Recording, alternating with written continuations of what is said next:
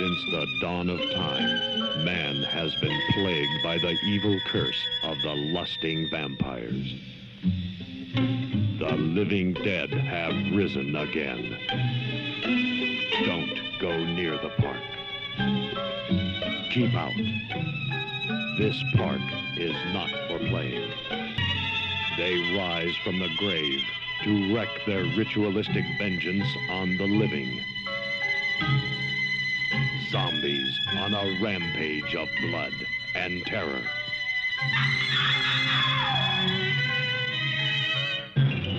Don't go near the park.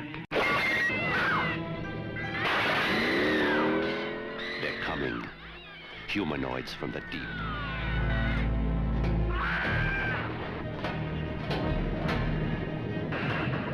A tidal wave of rampaging creatures surges from the dark and violent sea to conquer the earth. Maybe intelligent enough to perceive man as a competitor. Why the girls? It's my theory that these creatures are driven to mate with man now in order to further develop their incredible evolution. It's enough to scare Endangered species, and woman, the ultimate bride. They will find you.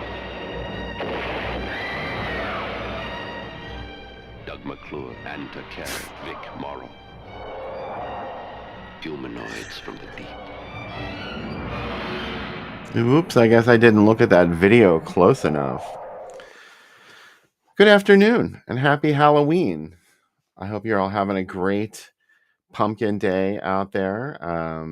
And this is, I'm from Pittsburgh, and it's a bright, sunny day here, very blustery. And, the perfect day to celebrate ghosts, vampires, witches, when it's bright and sunny. Anyway, I'm Bill Van Ryn. I'm the editor and publisher of a fanzine called Drive-In Asylum, which you may have heard of many times, probably out of my mouth. Here's an issue for you to look at. Anyway, this little fanzine was started 10 years ago.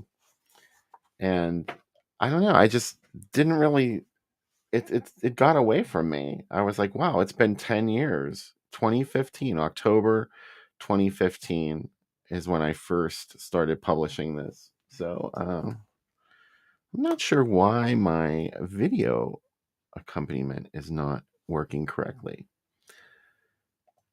This is an experiment. I've never gone live in the afternoon like this before, so I'm not really sure what to expect. Hi, Darren Kersey. Thank you for joining me. There we go. Now we have some movement. Anyway, Drive-In Asylum was sort of like something that I came to spontaneously, kind of like this live stream. I had seen a fanzine called Snack Bar Confidential. My friend James Bowman showed it to me, and a friend of his named Lance Laurie, who's an artist, I think out of the Philadelphia area, if I remember, if my memory serves me. Lance created this fanzine.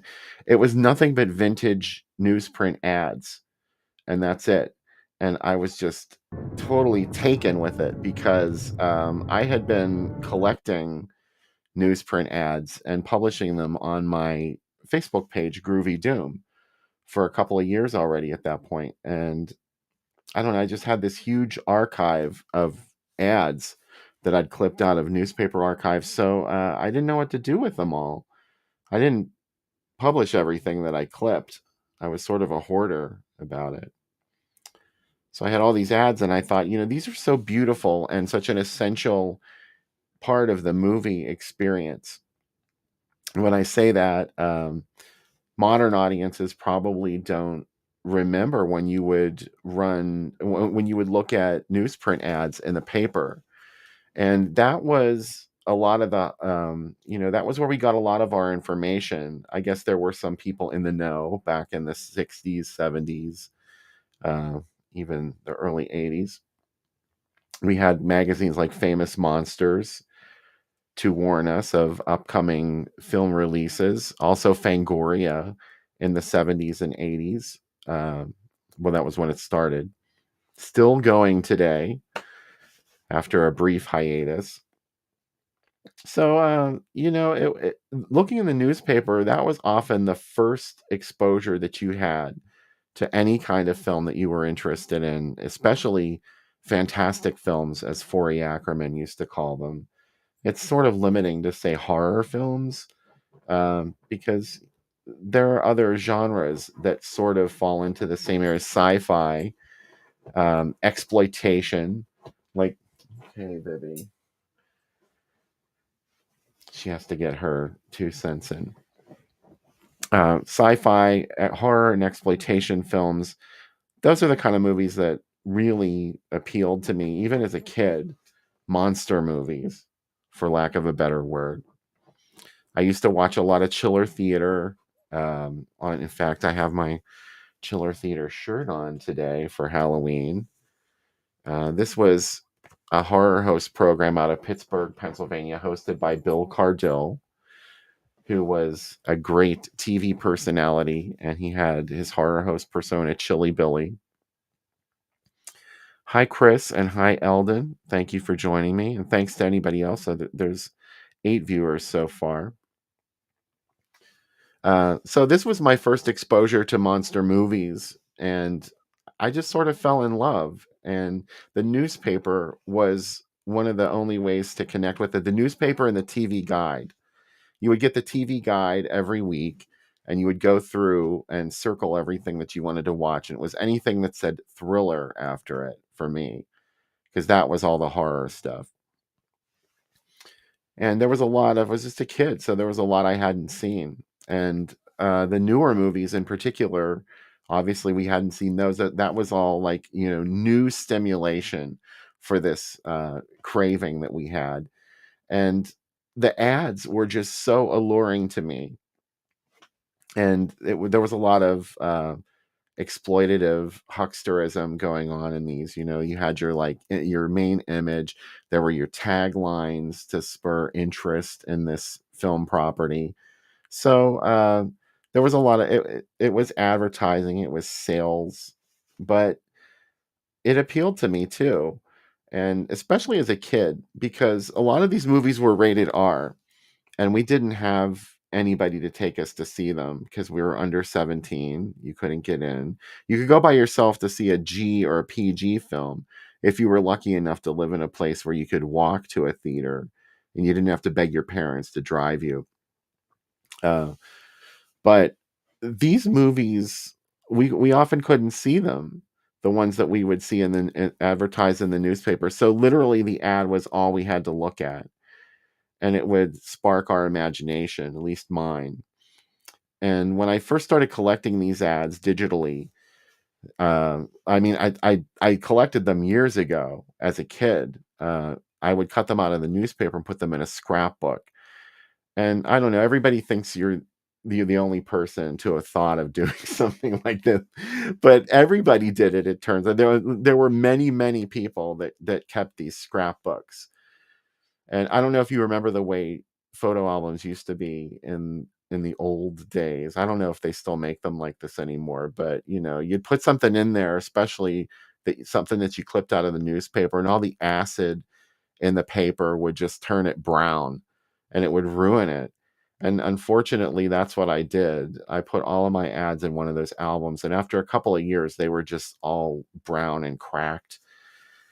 And I threw it away, and I could kick myself, because even destroyed and cracked and broken, it still would be wonderful to have that old scrapbook that I had. And plus, my local newspaper was called the Valley News Dispatch. And the Valley News Dispatch does not have an online archive that I can go search. So I can't see a lot of those things that I used to have in my scrapbook anymore. But I was like 8 or 9 years old. I was 8 years old when Halloween came out. I was 9 years old when Phantasm, Alien, Prophecy, all those great movies that came out around that time. That's a lot of what was in my scrapbook. And I have plenty of stuff like that now to keep me happy. Maybe that's why I started doing this in the first place. So I don't have one of these to show you, but here's issue number 1 of Drive-In Asylum. This was October 2015. And this was sort of my response to Snack Bar Confidential, because Lance had a great concept. It turns out people are interested in looking at this kind of stuff, just like I am. So I put it together in this fanzine format, and I just made this issue was wall to wall collage, like from the first page to the last page. It was all collage. Each page was a different layout of newsprint ads for horror movies, sci-fi films. And that's all I did. I think there were a couple of written paragraphs that I put in there about, I highlighted movies. Like you see on the cover, I put Killer Kids as if these were features. This was sort of like a fantasy magazine for me. So I didn't actually have articles that I had written. I hadn't even written any real reviews for this. So I put these descriptive titles on the cover to, these were collages that I made. I just grouped like movies together. And one was Killer Kids. I remember the children. There's an ad for the children in here, and I wrote a paragraph about that, and also The Child. But for the most part, it was just all visual. And that was my concept for Drive-In Asylum at the very beginning. This issue really is not very thick. I think there's maybe 24, 26 pages, something like that. But this was numero uno.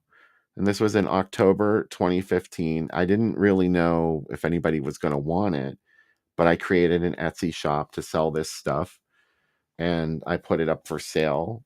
And lo and behold, people bought it. So this was number 1. I don't have one to show you, but I do have numero 2. Numero dos. So there it is. And of course, the cover is one of the villains from Vampire Circus. And again, I'll open it up and I'll let you actually look at this on the inside. So here we go. It was early Drive-In Asylum. Just nothing but these pages of newsprint images. This one's really interesting to me. Walk of the Dead, which was this was a bizarre reissue of a movie called Vengeance of the Zombies. It doesn't have anything to do with cannibalistic cadavers, really. This is traditional voodoo zombie magic going on in this movie, but you wouldn't know it from this ad campaign where they retitled it Walk of the Dead. So there's some more stuff here. I can't figure out a way to look at it and hold it up at the same time. Okay, holiday horrors. We did a whole issue of films like that at some point eventually. So this was really all my aspirations were in the early days. Oh, and I put this section in the middle for this TV program preview. With Vincent Price was on the cover of that one.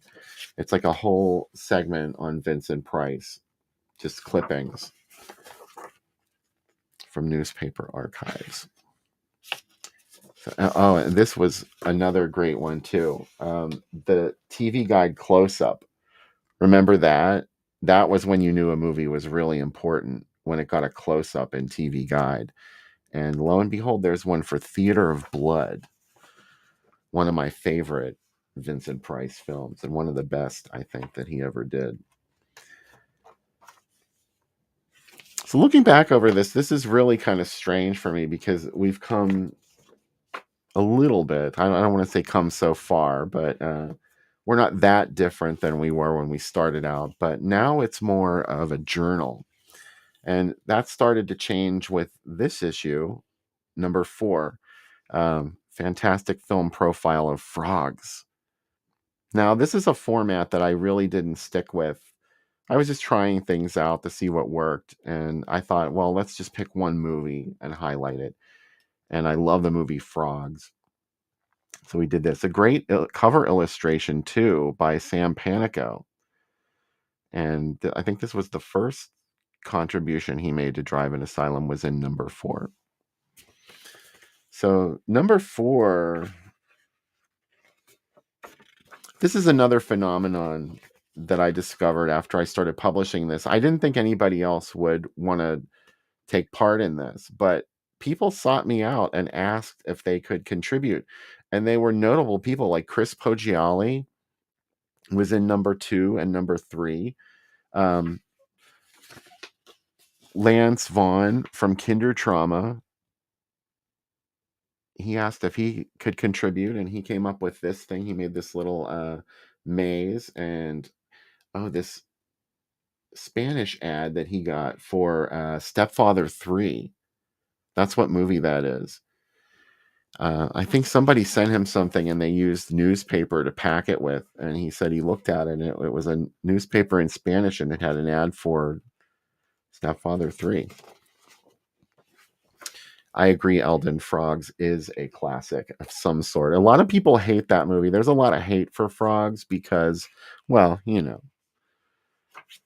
people don't understand movies like this. Okay, but Frogs is a really bizarre thing that was sort of taking advantage of eco horror, the burgeoning eco horror genre that Spielberg would so deftly spearhead into a summer blockbuster about a killer shark. So this was sort of an early run Frogs for the eco horror genre. It came after Willard. Of course, The Birds was probably the first, or a very early one. There were more killer animal movies before that, but you know what I'm talking about. So this was also a turning point for Drive-In Asylum. Lee Gambin, the late, great Lee Gambin, who was just a stunning, as he would say, a stunning individual. He was very encouraging. He had a huge love of films and filmmaking, film appreciation, a film historian and author. He was part of a group called Cinemaniacs. He was Australian. And if you don't know Lee, you probably know Lee. This is for anyone who doesn't know the name. He was a great guy, and he was super positive and encouraging for anybody else who also wanted to, promote these older films that were sort of losing. They appeared to be fading away. You could think that movies from the early 70s would be passed over by newer generations, even though there are people that are still alive like us that appreciate these movies. That's not going to be forever. So are these movies going to continue into the future? Lee was somebody who believed that would be the case, and I think he was right, because a lot of people are looking back on these movies now, even more and more today than they were even 5 years ago, because of online streaming platforms like Tubi. Tubi has so much great stuff on there, really obscure exploitation genre movies, obscure horror. They're bringing it out and like making it available for free. You have to watch commercials, but that's okay. But that's just one example. There are other people that are doing it too. So I'm really happy that these movies are going to continue to be appreciated by future film fans. And Lee was instrumental in my expansion of Drive-In Asylum into a journal. And he just so kindly contributed this interview he did with Joan Van Ark from Frogs. I'll never forget it. I posted about this upcoming issue. I think I put out a call to anybody who wanted to contribute, or I just put a teaser out there. And Lee saw it, and he thought it was going to be a screening of Frogs. And he knew Joan Van Ark because he interviewed her for Fangoria.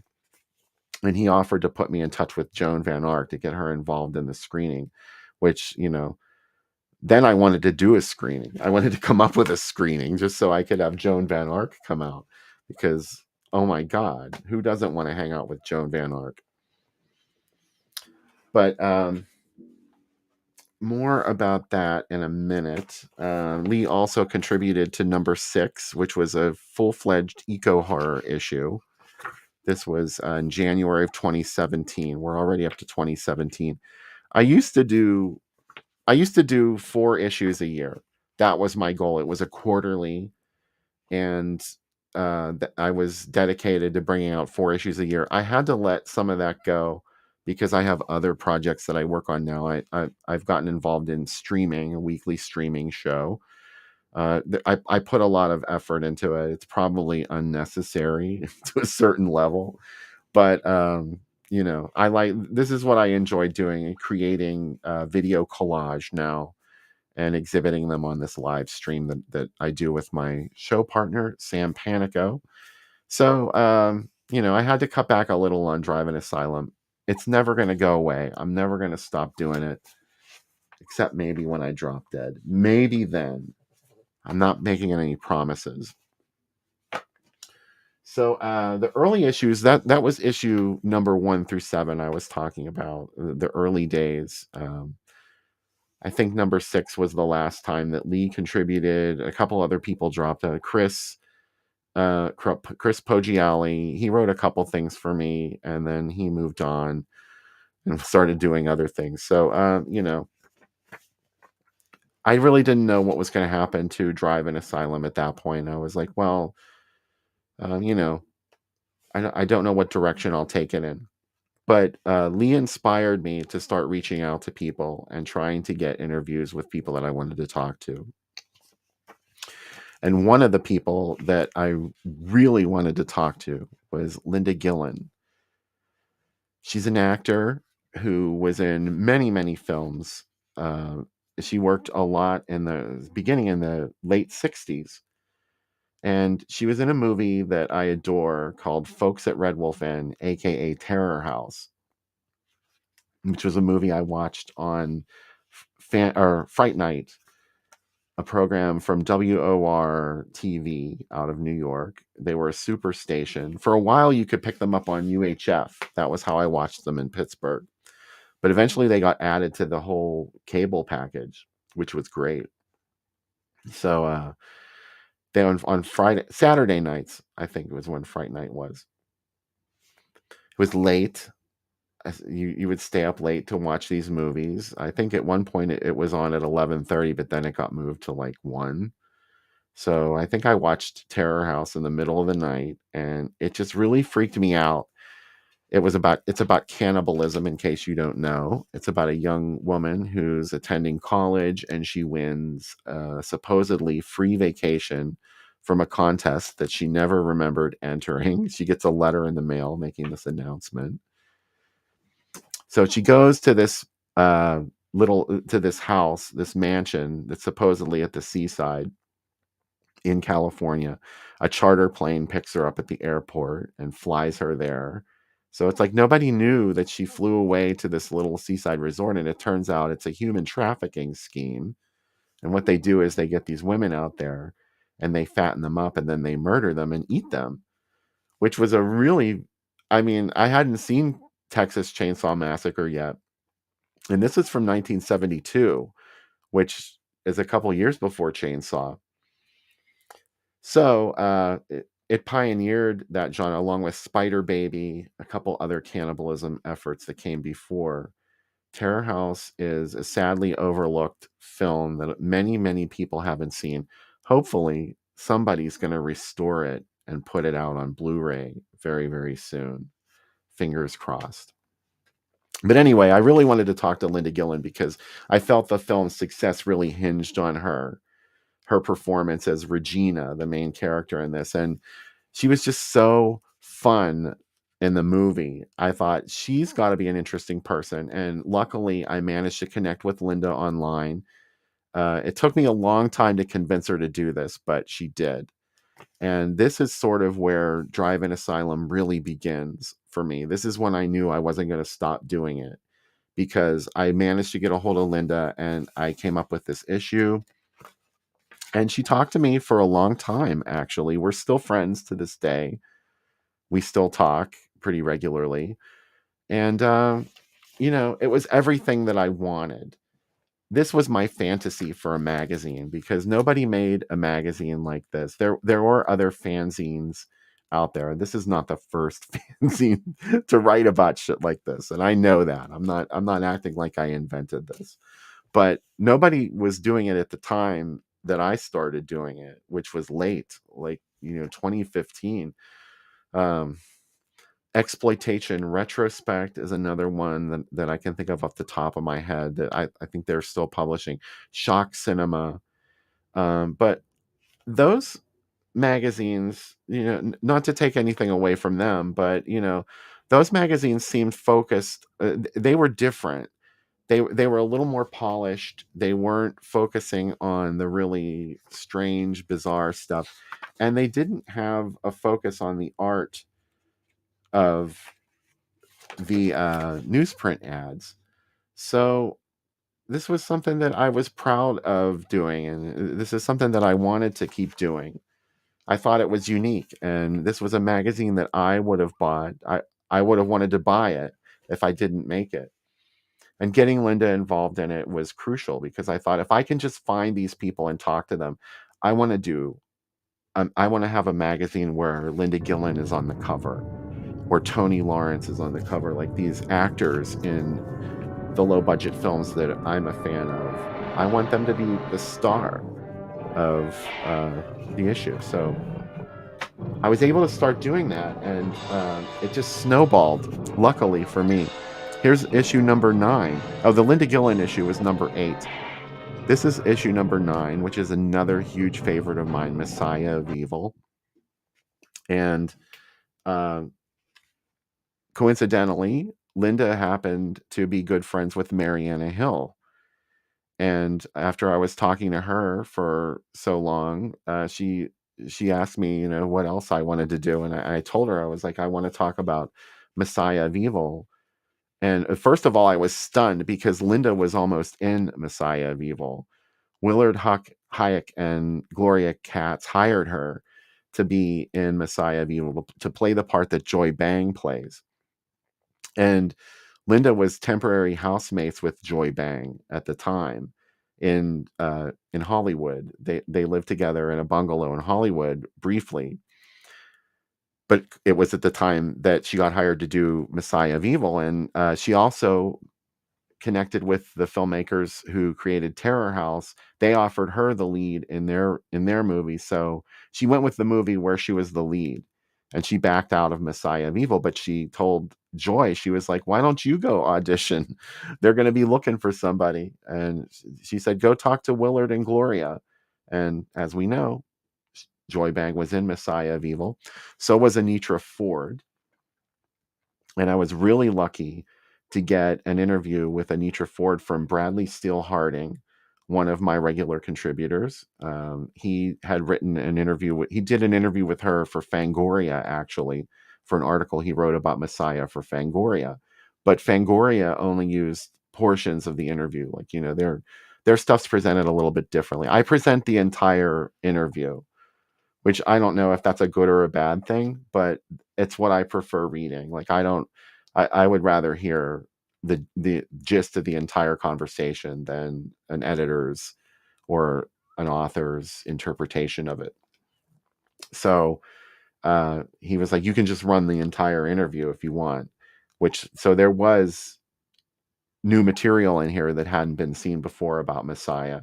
And of course, I hadn't read an interview with Mariana Hill about it before. It turned out there was one online. Eventually, she talked to a guy who writes a great film blog. But, I approached it as a horror fan, interviewing her, as someone who's really into the genre films. Mariana, of course, was not a scream queen, or even though she was in horror movies, she did serious films like Medium Cool and High Plains Drifter, Godfather Part 2. I mean, she She was not known for her horror output. So I approached it like that and talked to her. And she was so sweet. She lives in London. And I called her and we talked on the phone for like 6 hours. And when I got the phone bill, I was like, oh my God. But you remember when they used to charge you for that kind of thing? But anyway, it wasn't only the magazine is it wasn't only meant to be a journal, though. I still kept the newsprint focus. That's the look of the magazine, and that's really the main feature, if you ask me. Oh, this must have been, yeah, this was October 2017, because here was my Halloween pick for that year, Lemora, A Child's Tale of the Supernatural. Another stunning film that we managed to feature on the cover. We'll get to that in a minute. So this was really exciting to have Anitra Ford and Mariana Hill in the same issue. There were some great people contributing. Dan West, another filmmaker who wrote a review of Berserk for this issue. You gotta love Joan in a leotard. You know, Joan in her late 60s seducing a dude in his 20s in her carnival trailer. You go. Here's issue number 10, Brides of Blood on the cover. That was a review from Dustin Fallon of Horror and Sons, another regular contributor. And this one didn't actually have an interview in it. And I was okay with that because I don't want that to be, the only focus. I mean, I should say it doesn't have an interview with an actor from a horror movie from the 70s or a director of an old horror movie. I did have this interview with Joe Rude and Alex Lopez of Ghoul Incorporated Productions, who made a movie called The Abode of Mad Tales, which I happen to feature in as well. Here's another great issue, number 11, Horror High. This was just out of the blue. This was lightning from nowhere.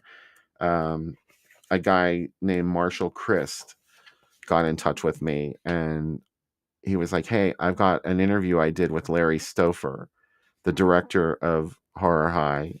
Larry has passed away at this point and had when this was published. So, nobody could talk to Larry Stouffer anymore. And this was an unpublished interview with him. Just, really lucky to get something like this. Larry was an independent filmmaker from Texas, and regional filmmaking is totally my jam. A lot of us, if you're like me, you didn't know Horror High was Horror High when you watched it on TV because it was called Twisted Brain. That was the TV retitle. But this was, I found plenty of ads from its original release in Texas in early 1973. And that's part of the excitement for me, is finding things like that and sharing it with other people. Another regular contributor to the zine, Stephen Pytak, who is an author in his own right, who writes a series of books. One of them is called The 40 Caliber Mouse. So check out Stephen's output. Here's an article about Stephanie Rothman that was written by a contributor, Ryan Ellington. So, this is sort of the jam. I tried with issue number 7 to go sort of full tilt Hollywood. There was an article about Phantasm in it. There was an article about Phantasm. There was something about Godzilla. But the more you get people talking about stuff that's big and everybody knows about, I think the less interesting my fanzine could be about it, because everybody has read interviews with the guys from Phantasm. It's like talking about Star Wars, or I love Alien, but what am I going to say about Alien? What's anybody going to say about Alien at this point that nobody else has heard? So it's not, I think it's more exciting to talk about things like this. I'm proud of this, an interview with Douglas McKeon from the director of The Deadly Spawn. Now, I didn't realize this at the time. I was sort of naive. I reached out to Doug and he responded, and I was really, I mean, that was enough for me to talk to the director of the film. I didn't realize that the producer, Ted Boas, and Doug, they sort of like had conflict on the set of the film. And Ted is kind of bitter at Doug and vice versa. Doug didn't talk about it when I interviewed him. Doug has passed away, unfortunately. He died a couple of years ago. But I got sort of a, I got a message full of smiley faces from Ted Boas that sounded really nasty when I read it, because he reminded me that he had the copyright of the film, and I didn't know how to take that. I'm like, well, are you threatening me? Like, because I wrote about your movie in my zine. I really didn't know where Ted was coming from with that, but he was angry that I hadn't reached out to him to be in this issue. So Ted, I apologize. I did send him a couple issues for free as he requested, because of course I'm going to. You're Ted Boas, the producer of The Deadly Spawn. Also in this issue, this was a big issue. There were 3 biggies in here. There was Douglas McKeon, there was Jack Newbeck from Shriek of the Mutilated, a huge property as far as I'm concerned. Bradley Still Harding brought that one. And also, I got an interview with Brett McCormick, the director of The Abomination, among other things. A real bona fide Texas independent who worked with a lot of the Larry Stofers, the SF Brown rigs, a filmmaker in his own right, still working today. And I got to talk to Brett about his movie, The Abomination. So there were 3 people that we got in issue number 12. Number 13, Lynn Griffin from Curtains. Okay. And Curtains and Black Christmas. I guess Black Christmas is probably the more adored movie. Oh, look how cute. This was October, so it was the 3rd anniversary. This was October 2018. Here we are on the 10th anniversary of Drive-In Asylum. Yes, Joe Bob Briggs was in the magazine in number 14. Super grateful to Joe Bob for talking to us because, oh my God.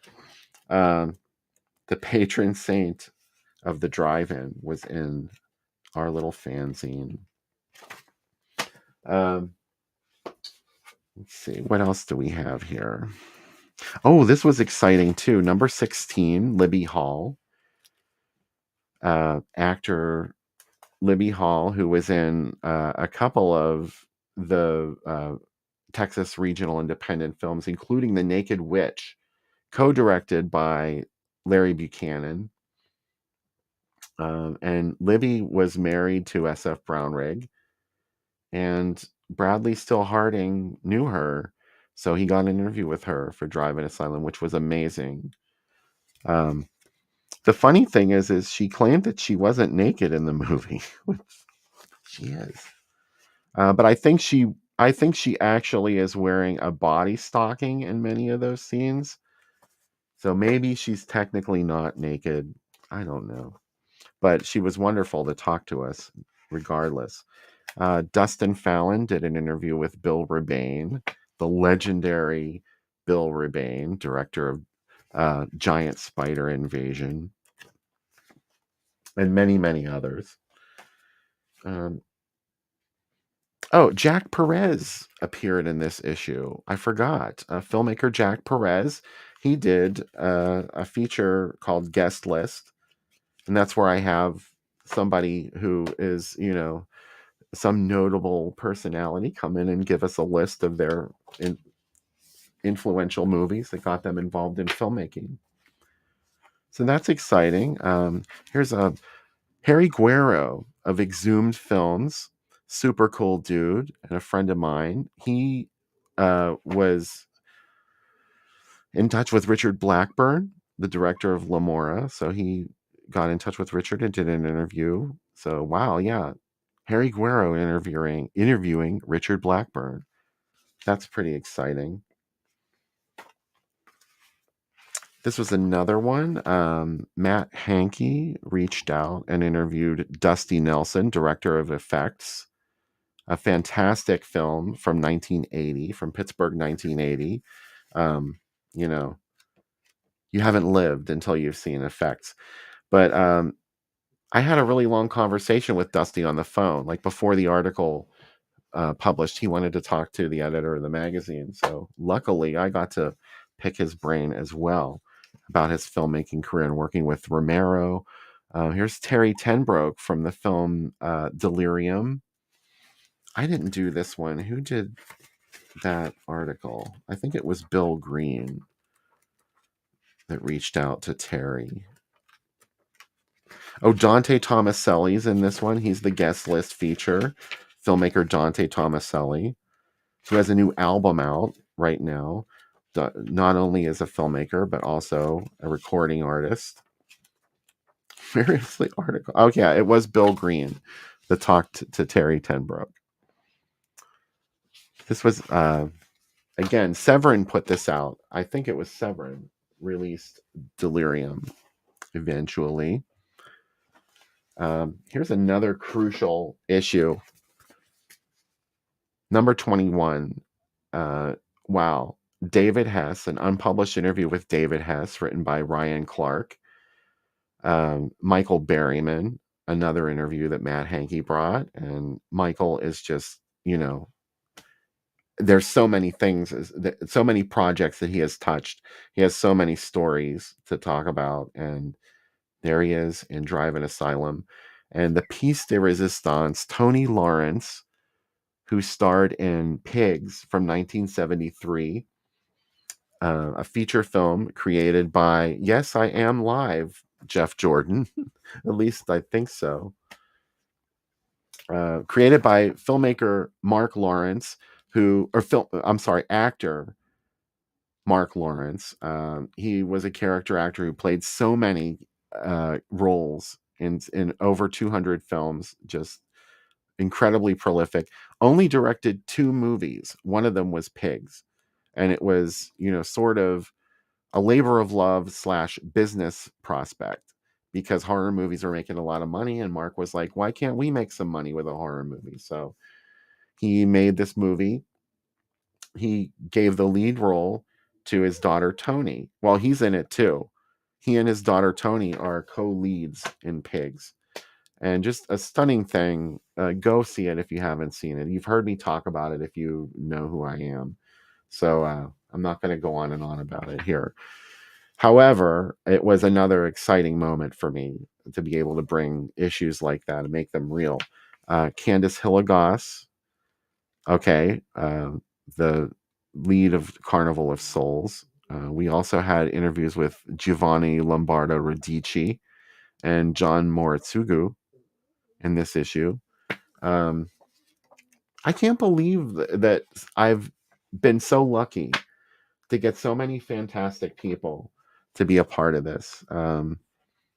Pat Carty, the star of Horror High. This was the second time I featured this movie in the magazine, but this time I had Pat in it. So, and also an interview with Christine DeBelle. Okay. That one was pretty awesome. This was another dream come true. A triple interview in this issue. 4 of them. I'm sorry. 4 fantastic people. I talked to Marlena Lustig and Robert J. Emery. Both of them were involved in the movie Scream Bloody Murder, aka My Brother Has Bad Dreams. Robert Emery is the director. Marlena Lustig was the female lead in the film. I got to talk to them about that. And George Barry, the director of Deathbed, The Bed That Eats, one of the most surreal movies you'll ever see. George talked to Sam Panico, and terribly, right before the issue was published, George passed away suddenly. So this was really special that we were able to get a final interview, George's final interview about his filmmaking, and here it is in issue number 24. Also, Jeff Lieberman, who talked to our British correspondent, and I'm always confused about our British correspondent's name because he uses an AKA, and I don't want to say the wrong name, but he talked to Jeff at a convention, and lo and behold, here he is in Drive-In Asylum magazine. Oh, this was Steve Wilson that talked to Jeff Lieberman. Never mind. It wasn't our British correspondent. It was Steve Wilson. Ta-da. That was exciting to be able to do that. Here's another Bradley Still Harding interview with Armand Mastroianni, director of He Knows You're Alone. Stephen Pytak interviewed Steven Mena. Or Steven. I'm not sure if I'm saying that correctly. And this was the last regular cycle issue of Drive-In Asylum to date. This was in April of 2024, issue number 26, and another Holy Grail interview, this time with Zooey Hall, who goes by David Hall now. I put Zooey on the cover because, that's the name that most film fans probably remember him from Fortune in Men's Eyes. And the reason that I took notice of his career, he was the lead in I Dismember Mama, which really, that is not the actual name of the movie. It's called Poor Albert Little Annie, but they reissued it with a more sensational title. Unfortunately, they cut out maybe about 15 minutes of the runtime, which is a shame because it's a character drama, and to remove that much of the character development just sort of like turns it into something a little less than it could have been. And that title, I mean, an actor who creates a role probably doesn't want it to be in a movie with a title like I Dismember Mama. A serious actor anyway. But David's a great guy. He had a lot of great things to say about the film. And, I think he was happy. Maybe, I like to think that somebody took that someone was able to project this, that the movie could be taken seriously and that it was a good movie. So these were, there were other cycles too. There's another cycle, the special cycle of Drive-In Asylum. Here's one example, 1981 yearbook special. And here's another one. This was special number 5, tribute to horror hosts. These tend to be themed, obviously. So there's a lot of good stuff in this magazine that I've been able to put together over the years, and I'm so proud of it. So I have a little more to talk about, but in the meantime, I do have this commercial break. Because I know you guys love this kind of stuff, right? I will return. Wait, no, this is the wrong thing.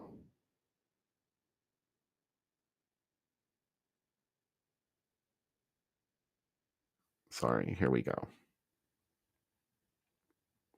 Oh, actually, I don't have it queued up. This is what happens when you go live impromptu. Thanks to everybody for joining me, by the way. 14 of you out there. So thank you. I really appreciate it. There. Something so evil, it penetrates the soul. Something lurking in the black of night, so real she can almost taste it. Something is out there, and it's coming closer and closer, and something is out there.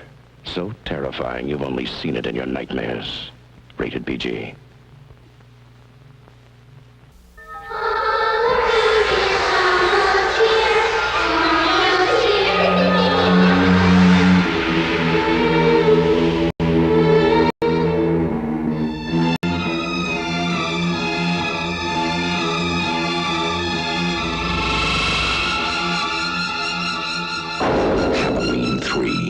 season of the witch, the night no one comes home. Rated R. Is there anyone strange? Anyone you haven't noticed before? The demons are coming, and they're coming for you.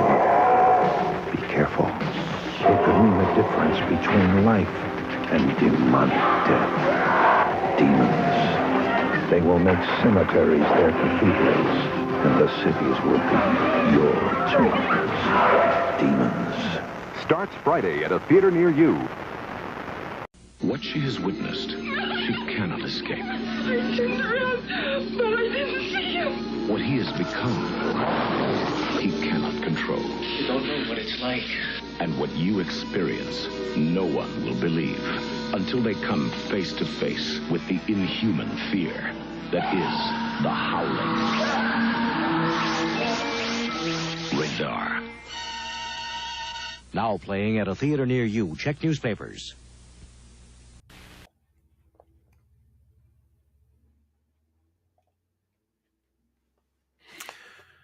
I got a comment earlier from Carl Bauer. Food of the Gods was in that genre, that being the eco-horror genre. Yes, Food of the Gods is one of the eco-horror classics, if you ask me, directed by Mr. Big, Burt I. Gordon.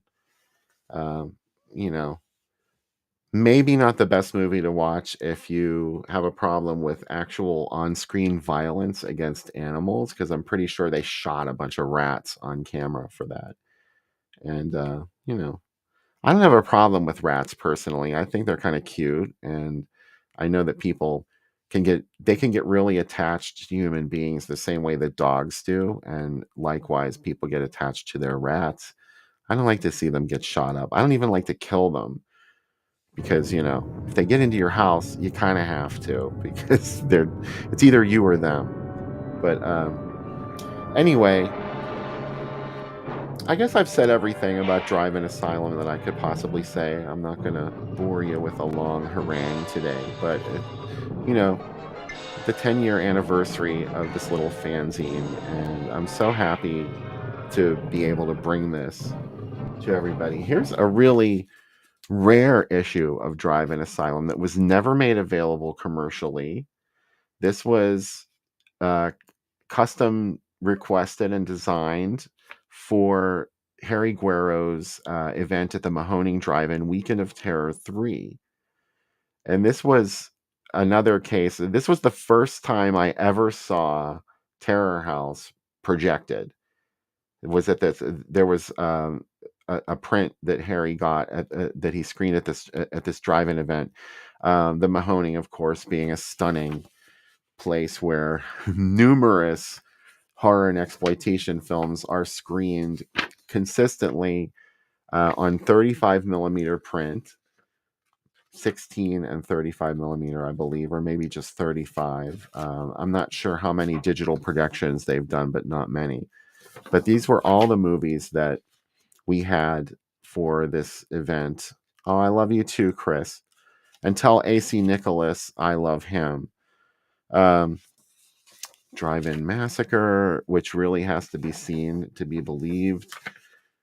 So this is an issue that you just can't get it. You can't order it. It was never made for sale. You just got one for free if you went to the Weekend of Terror. Oh, I love Red Wolf and Vince. You know I do. And hopefully we'll get something one of these days, possibly soon. I don't know. Let's keep hoping. Because that's a movie that never actually made it to the digital format. Folks at Red Wolf Inn, it's only on VHS, and that's where it stopped. And you can buy it on DVD, but it's just a VHS rip. It's not all fixed up and everything. So hopefully we'll get that one of these days. Anyway, happy Halloween. Go have fun. Trick or treat. And tomorrow night, 8 p.m., the Drive-In Asylum double feature with me and Sam Panico. We're going to be watching. Oh, and Philip Duke is joining us this week, too, of the Making Tarantino podcast. The three of us are going to be watching 2 Halloween movies for sure. The Mutations from 1974, starring Donald Pleasance and Tom Baker. and also The Hypnotic Eye. And okay, neither one of those movies has anything to do with Halloween, but I think they're perfect for the holiday. We hope you agree too, and we hope you will join us tomorrow night.